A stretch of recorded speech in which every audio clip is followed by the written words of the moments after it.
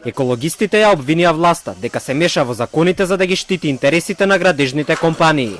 Предупредија дека се подготвува нов закон за градење со кој ќе им биде дозволено на фирмите да ги разработат багерите и да градат во Карпош на укинатите дупови од Уставен суд и во центар каде се уште важи мораториумот.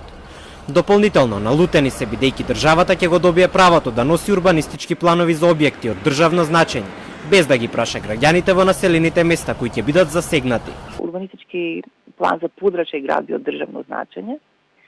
Тука спаѓаат национални паркови, заштитени подрачја, се што е врзано со минерална експлоатација, рудници, каменоломи, минерални термални води, хидроелектрани.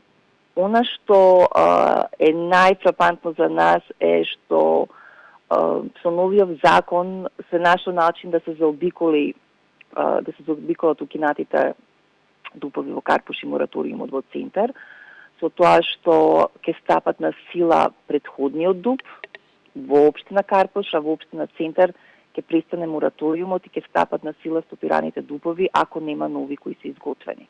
Владата одговори на обвинувањата на екологистите. Се правдаат дека прават нов закон за да ги забрзаат постапките за издавање дозвола за градење.